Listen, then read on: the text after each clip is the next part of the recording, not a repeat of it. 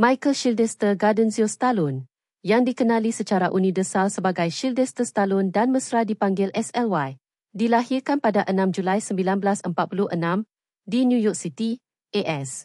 Ialah seorang pelakon, penulis skrip, pengarah dan penerbit Amerika yang ikonik.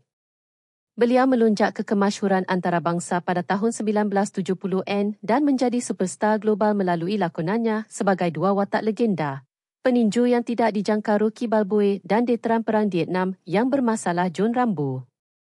Stallone diraikan kerana fizikalnya yang berotot, suara yang khas, dan lakonan watak-watak yang tabah, seringkali keras, yang mengatasi cabaran besar.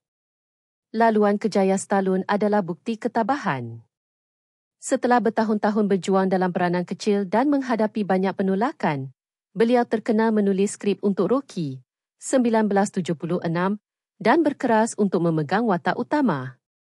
Filem itu menjadi fenomena budaya, memenangi 3 anugerah Akademi, termasuk filem terbaik, dan memperoleh pencalonan untuk Stallone sebagai pelakon terbaik dan skrip asal terbaik.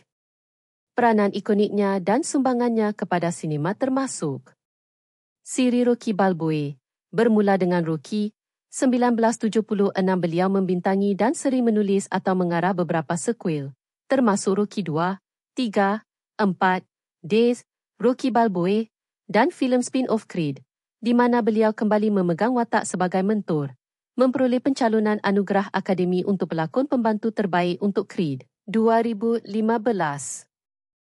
Siri Rambo, bermula dengan First Blood 1982, melakonkan watak veteran tempoh yang bermasalah dan berkemahiran tinggi.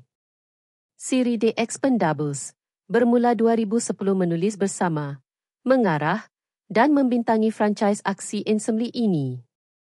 Filem aksi terkenal lain seperti Cobra 1986, Demolition Man 1993, Cliffhanger 1993, dan Judge Reddy 1999. Selain lakonannya, Stallone juga mempunyai banyak karya sebagai penulis skrip dan pengarah, setelah mengarah banyak filem yang dibintanginya.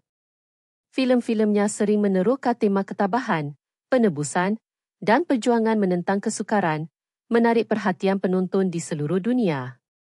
Legasi Sylvester Stallone ditentukan oleh impaknya yang berpanjangan terhadap genre aksi, penciptaan 2 watak paling dikenali dalam sinema, dan kisah peribadinya tentang keazaman yang tidak goyah.